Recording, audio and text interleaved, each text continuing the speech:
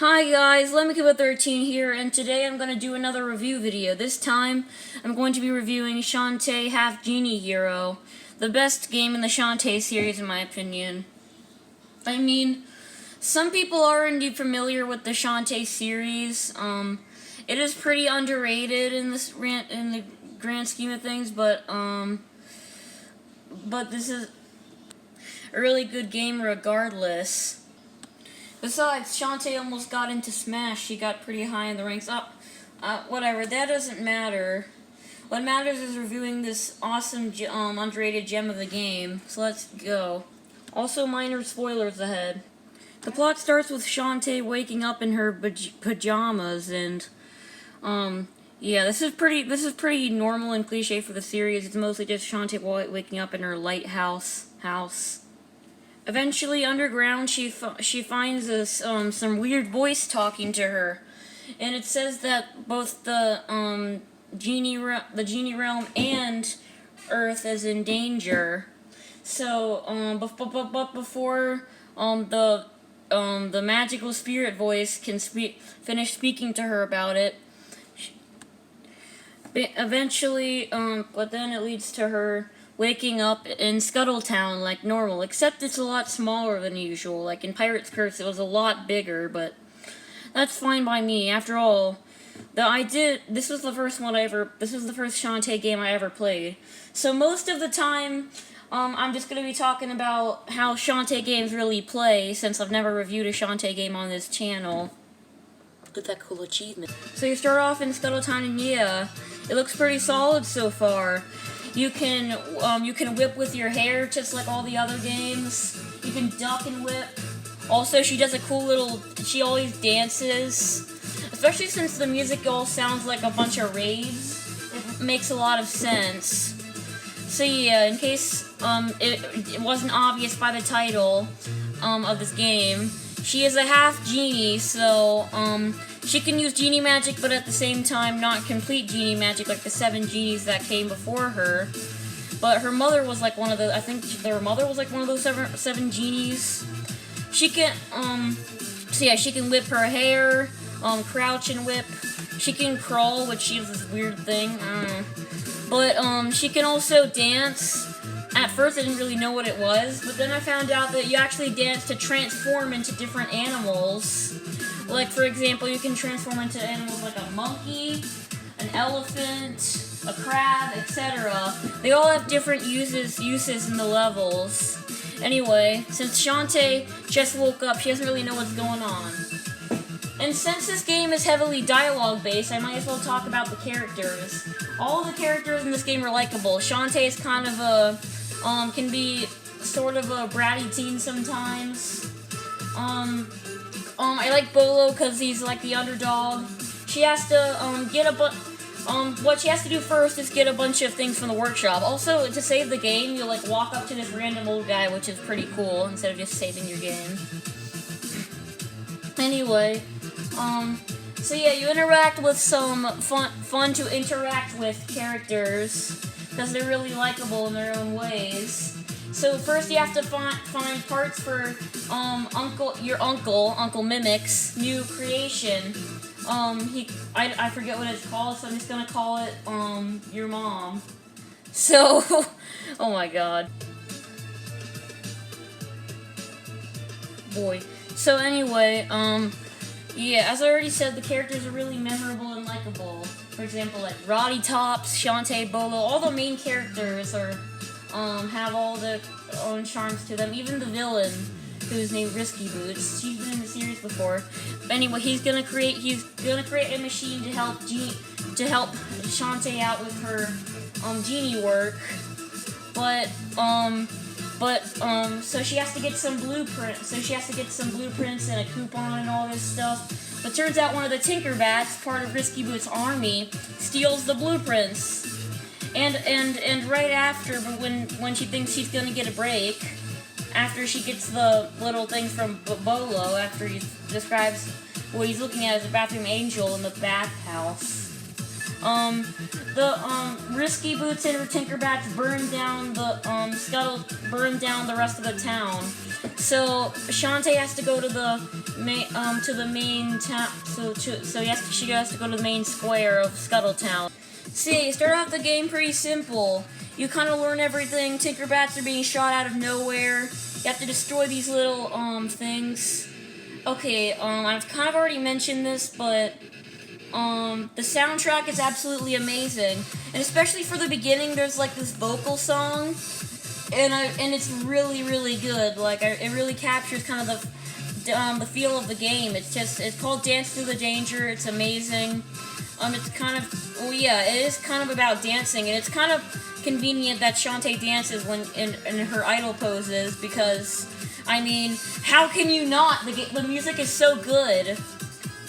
So yeah, just like the other games with hair, you can't unlock any dances until you go to the Genie realm and find new dances. In the last game, you couldn't get the dances, but now the dances are back. The pirate equipment was good, but I prefer the dances a bit more.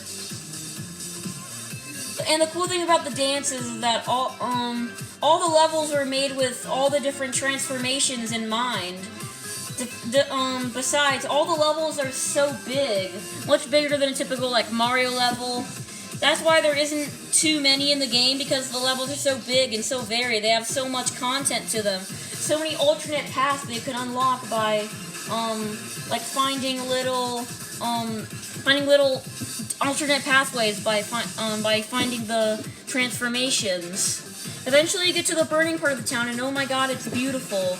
I might as well talk about the art style of the game. The rest of the games before it used a pixel art style. So, this game is not like that at all, and it's more like Rayman Legends. It kind of like has the little art that was in the previous games when characters are talking, but this time it's also in the game itself. Also, since Shantae has her Genie magic back, she can use items like fireballs, pike balls, and stuff like that. Climb up chains, and eventually you'll get to whatever destination you need to get to. The platforming in this game is really genius, and sometimes it requires some really good timing. And not to mention, this game can be pretty challenging at times. Especially like Scuttletown, like at a sky bridge place. It's really hard. I raged so hard. You didn't even see the video yet. Anyway, you can break little vases to get gems, just like all the other games. Kill the enemies, accomplish the goal. But anyway, back to the art style. The game makes it look like it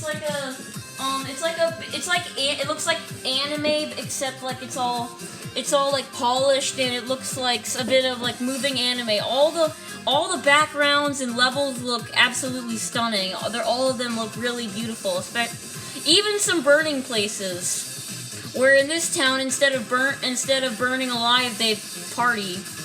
Yeah, it's basically a rave. The whole game is basically just Shantae raving while she saves the day. From the story to the gameplay to everything, there's a lot to talk about here. Kind of like some other games, you start with 2 hit point. Well, actually, no, like 2 4 health. Okay, you start with 8 HP, and then as you get some heart containers, you can upgrade the amount of health you have. But the game gets progressively harder, so it doesn't make the game too easy once you have a ton of them. Snoopy's Grand Adventure. Besides, if you want to use the gems, you can buy stuff in the shop, of course, like the so-called magic abilities I mentioned. You can switch between them, and you also have a magic meter. Yep, right there. The more you use your magic item, the more that goes down. Some dances also make the meter go down as well. And because of all of the different alternate pathways, there's so many relics and stuff to get. I love me some secrets. Just like the Yoshi's Woolly World video and most of the games, I love collecting stuff. And this game has a bunch of different relics in each level that you could go out for. Yeah, and the levels have so much replay value because you can like find alternate pathways you never found before because of your new dance transformations. And now for the transformations. There's a monkey that you can use to jump really high and cling onto walls. By the way, the machine that Uncle Mimic's working on is called the Dynamo. A crab to walk underwater. An elephant to get rid of like big objects. A bat. A harpy to keep flying in the air. I've actually played this game, but I haven't uploaded all the episodes yet. We even got some one-time dances, like a revive dance, a tank, a freaking tank, okay. We also got a spider. And a freaking mouse, which like lets you literally go inside the little textures, etc., etc. Besides, the levels also, the levels also like contain extra abilities that you can get for the transformations, so it gives them even more uses. Unlike like games like Yoshi's Woolly World, like we reviewed before, you have a bit of an inventory and stuff you can keep and all that jazz. Anyway, let's get back to the story. Anyway, you eventually run into Risky Boots, who is just as threatening as ever. Except now she rides on a giant slug for some reason. So of course, Shantae demands Risky Boots to hand the blueprints back. So, yeah, they have to fight over it. So yeah, the fight starts. Also, Shantae, unironically calls it the freaking poop toot, which it actually kind of stands for. Don't call it poop toot. So yeah, the first boss is pretty simple, even though I was a freaking pleb and I couldn't understand what I was supposed to do at the time. Basically, you're supposed to hit a ring little bell, climb up the things, and then hit the bell until the little bomb comes, and then what you have to do is whip the bomb so it hits the Tinker Slug, and then when the Tinker Slug is down, whip him. Whip him good. The boss fights in this game are pretty good. I mean, they can be pretty difficult at times, especially when I suck. Oh, look at that. Also, the bosses themselves are really cool characters. So yeah, that's a bonus. Most of the time. Like, legit though, spoilers by the way. One time Roddy Tops oh yeah, she's a good character by the way. Roddy Tops tells Shantae about this great danger that's going to destroy the entire world that Hypno Baron's going to unleash. So you go through a level, and then at the end, Hypno Baron seems confused that Shantae's there. Eventually, the thing that's going to destroy the world is of unspeakable horrors is the funniest freaking, and I don't even take him seriously at all, a villain in the series, Squid Baron. And that's just a nice bonus because I personally love Squid Baron, especially after playing Pirate's Curse. And at the end of the fight, I mean, after them teaming up, it's revealed that they wanted to end the world by they didn't even want to end the world, so Shantae just over-exaggerated it, and all they wanted to do was sell their villain merch. Oh my god, this game can be really funny sometimes. Another cool thing I like is that there's a reason to go to each level. Like, I mean, after you get the Dynamo blueprint back, like, you have to go to Mermaid Falls because, like, apparently, this guy named Techno Baron has stolen a bunch of ladies and put them in, like, mermaid costume things, like a mermaid fetish. Also, Bolo's in there, too. What the frick are you doing in my hair? Also, the mayor is a big doofus. Even some of the smaller characters, like Blobfish Grandma, are even fun to watch. Like, literally, in that mission, you have to, like, save her little grandkids who have, like, all scattered around this factory, and also the set pieces are awesome. Like, we got a mermaid, just a normal falls, but then it transfers into a factory where counterfeit mermaids are being made. Of course, I already mentioned the first level. There's a place like Tasseltown where, you got, like, it's like a broken town, and then you have to climb up this tower avoiding this giant worm named Wilbur, and then, like, you, climb across the sky bridge, which is super hard, and I died a lot and raged a lot. I mean, the music was amazing, so that kept me from raging too hard. There's even this like replacement genie called Holly Lingerbeam, and she can go screw off. If you haven't gotten what I'm trying to say, all the levels are very unique, and they all stand out very well. Despite there not being too many of them, they stand out a lot. You can even buy some dances. You can buy stuff. A lot to talk about here. So I could probably just go on and on all day. I mean, you probably heard it all before. It's a cool platforming game with some cool collectibles and some cool platforming and some cool features. All that jazz. Well, the thing is, I don't know what I'm supposed to talk about, so why am I talking about this? Anyway, even all the villains in the stages, especially Techno Bear, and the reason I started growing a liking for him is because, you know, I did a role play off tape with Emily. It was really fun. That's all I really have to say about the topic. Anyway, so I might go off on a tangent. Well, not really a tangent, but just bring up things I haven't brought up before. But anyway, before I get to the music, this video is sponsored by Nope! Got you! So now let me stress the music. Even though you've been hearing some of this, I'm gonna play some of my favorites, just like a little bit. Even the Hub World theme is amazing.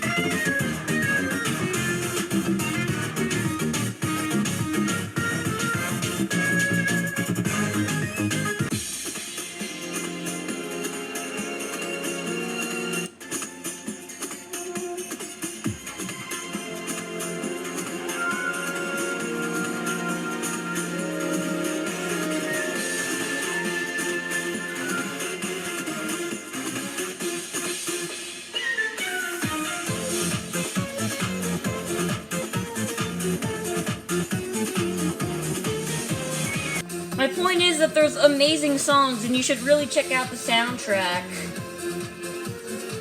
Anyway, I don't know much more to say.